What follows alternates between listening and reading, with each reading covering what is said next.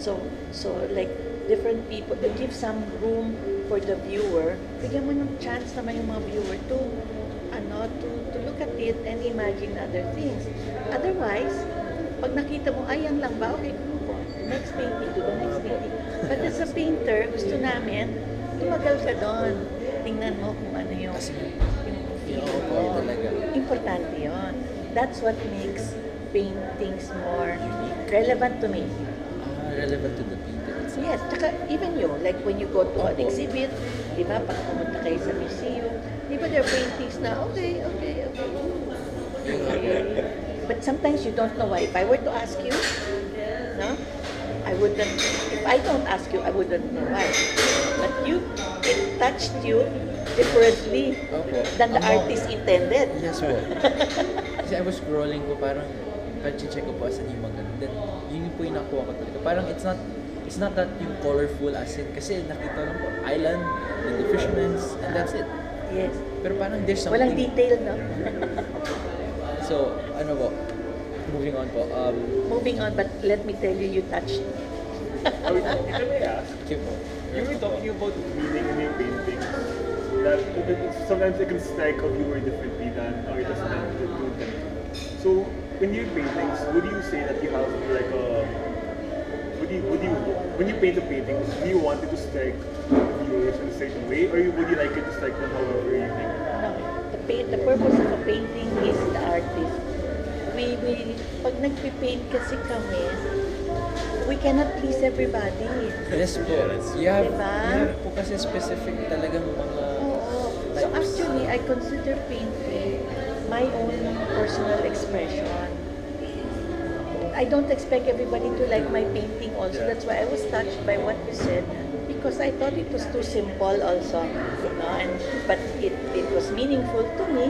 I documented it and I had it framed. No?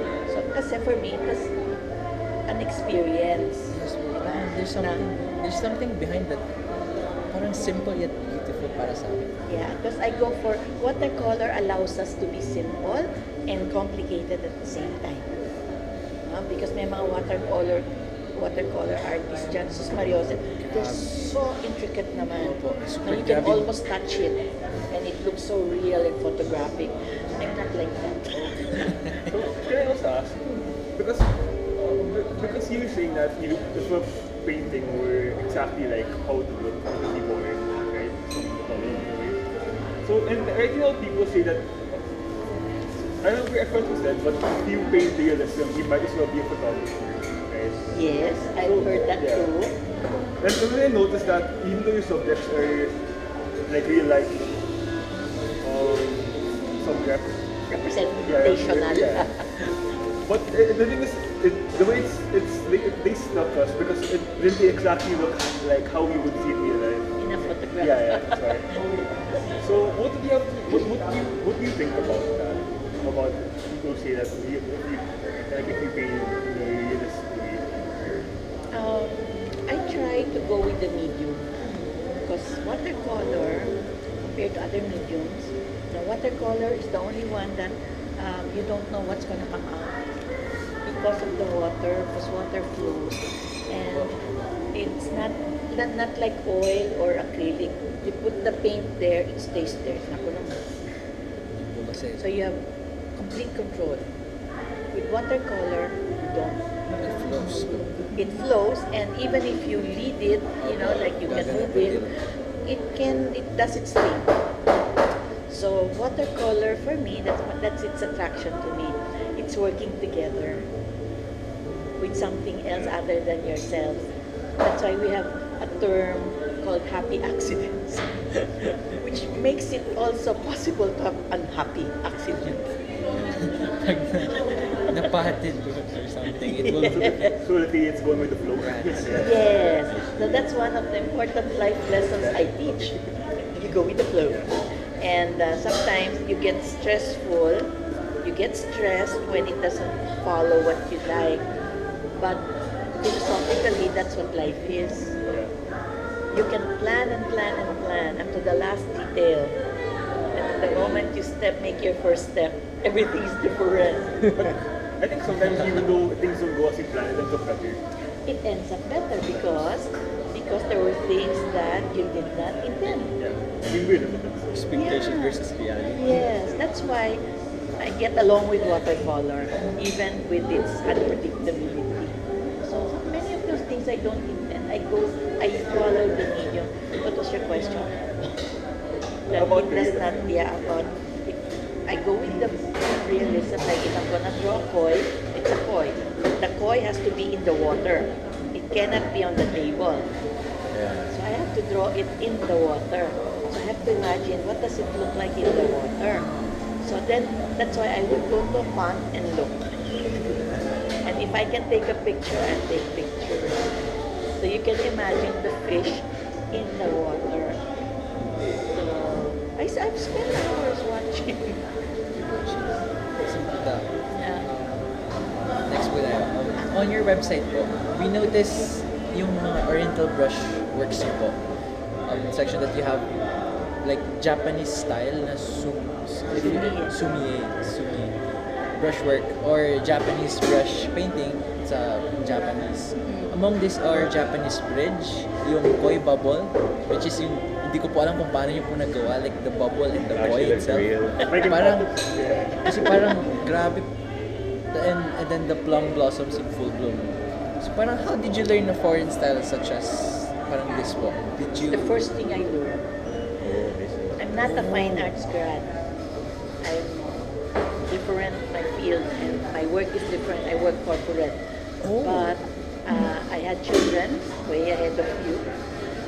And they were the ones when they were young.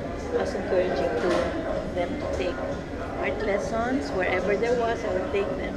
And then I ended up, I'm the one who got hooked. Right, so when I started taking art lessons, I already had 2 children in grade school, and then I was offered to take a class in that studio, and I didn't want to compete with the kids taking up art classes. So the only other teacher there was a Chinese teacher. So I took up Chinese painting with a very traditional Chinese teacher. Yes. So the Japanese is an offshoot because Japanese art is came from came Chinese from po. Chinese art also.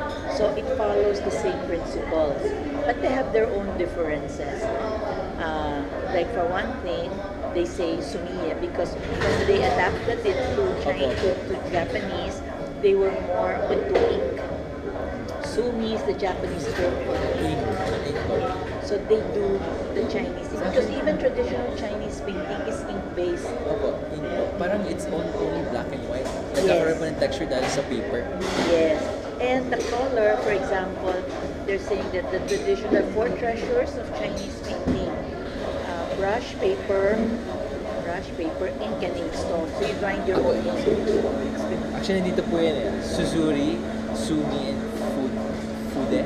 Yes, that's already based, that's Japanese. Japanese. And it's already the same thing based in Chinese. And then the 5th treasure is color, which is only a few centuries old. Because they didn't use color until much later. And it's all not, mostly organic or mineral based. So they don't use it's a very limited in colors. They just have a yellow. Yellow is from the rattan plant. The ink is burned pine soup. It's pine soup pala. It's that's why it has a smell. Okay, it's the really nice ink stick that we use to grind. You smell it. It smells like pine trees. Like bamboo. Yes, you smell it like when it's wet, no? You smell it, it smells like pine soup. Because it's based, when it's pine soup, the oils are still there. The pine oil, so it still smells like pine. Then you grind your own inkstone. The inkstone is also one-piece stone. Like it's not manufactured, so they carve out. So there are artisans that make stones only for the rest of their life. Did you use tools pa po such as this po yung mga Suzuri, yung inkstone, inkstick po in making the paintings. How difficult is this po? Parang this is new from your normal tools po eh. Kasi parang your normal tools po parang brush lang. Ayun po, how did you... Now, with the inkstone, that's how you get your ink. You don't get it in a bottle. Apo. So you get the inkstone, you add a little water, and then you grind your ink. There. The brush. Okay. And then the more fine suit, the thicker it is. Now, if you like to make it thin, then you have another plate. You add it to another plate for water. Okay, so you get different grades. So you have your darkest Darkest. up to your lightest. Shades. That's why when you see the Japanese paintings, you see it very dark. You see there up to a very long range of light and dark. Tita, And then medyo... the brush is also different. Yun nga po, nung sinerge ko po, grabe po yung mga Japanese pumili ng brush. As in, they're specific talaga na parang this is... Parang meron po talaga Yeah, silang set. meron pang plum flower, meron pang Iba't iba po, meron pa nga po hair-like eh. yes, Parang, yes, The difference. You have a different millimeter grinder. yes. They use different hairs for painting different things. So the more popular ones are, if you see the white, they're sheep hair. They're very soft. So it bends very fluidly. Okay? If you want the stiff, for the range naman, if you want a really stiff brush that you want to paint hairs or something like that, you use horsehair. Then you can also use what other things, fox hair, squirrel, they're all animals. And then the ones that are used for oil paintings, yung parang medyo stiff na Apa. white, that's hog hair. Believe it or not, hogs have hair. hair. And the best ones come from China. Kasi it's supposed to be longer, the more expensive. Okay. Now, somewhere in between is my favorite because you have different qualities. I mean, different prices. Okay, that's the wolf hair. That's the brown one. Where do you usually dita ano yun? Pinipaint? Canvas? And special paper? Oh, only paper. Only paper. Have you tried That's why one of the four treasures is paper.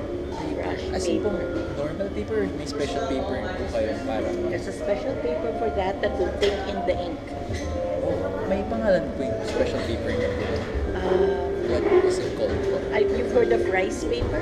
Oh, rice paper. Okay, so rice paper kami? is a generic term. It's not really made of rice grains. It's made of the stalks. The rice. Kasi when you think of the rice, how can that be made into Oo nga paper? po. It's the rice stalks that are pounded. No, not pulp. Because if Pala. you put pulp, it would be like newsprint. It could be like wood pulp. So it's like mushy. Okay. When it stalks, it has fiber. Like I do watercolor, so the best watercolor paper has to be made of cotton. 100% cotton paper because it has fibers, it's very strong. Now, if you want a cheaper alternative, then you use wood pulp or trees or cellulose. Cellulose is the material from trees. It's also called wood pulp, and that's where you get this kind of paper, newsprint, like that. White paper, of course, has to be bleached already to make it white, no? And then to remove the acid. Okay, acid is what makes paper brown. And it deteriorates, brittle. Okay, so cotton has the least acid, cellulose has the most. Okay, and then so there are different materials. Aside from that, so there's rice stalks. There's also hemp. Hemp is very nice because it can range from fine to you can even see like parang flecks of parang cottony din siya. And it's very strong. When it's dry, you cannot easily tear it, but when it's wet, you can. So, Have you tried gator board po? Ano yung gator board? yes, parang foam. Para pong foam. Parang, Gator board is actually foam. Na-try nyo na po yun sa ano nyo po? Kasi yun po yung ginagawa normally for yung gano'n po Japanese artwork. Kasi po, para po siyang, parang watercolor din po na parang you can blow it. And then parang, Well, paperboard kasi, it's foam, tapos inside, and then, Plastic pa ba? oo, tapos there has a coating that you can paint on it, no? But it's very slippery. It doesn't absorb. It doesn't absorb, no? So, until it dries there, no? And it can take a while, it keeps on moving. Whereas paper, depending on the wetness of your paint, it will go inside. It will stain the paper. Okay, so that's how the paint stays. Okay, then different papers have different ways to absorb. So sometimes it just stays there. It doesn't dry right away. That's where the dryer comes in. It's drying very fast. Okay, but the gator board is it would be like this, slippery. So it's very hard to paint. Okay. Mostly I see it used for abstract because anything can happen. Gator board, and there's another one aside from gator board that's similar, but they call it paper also. It's really not paper. So when you say paper, it must be made of natural or like organic. Gator board would be more synthetic. synthetic. So my next question, it's more about the paintings. More about the artwork. Currently in the store, people have been drawn to like East Asian, like Japanese. It's really just different with the So it's been like some aspects of the culture, like toy gates, like the bridges, like you see with your paintings, clothing, among others. And we found that your style was similar to late Meiji period artists, like the late 19th century, such as Kishida Shunto and Ohara Kosonyo. Yes, so simple, no? Yeah.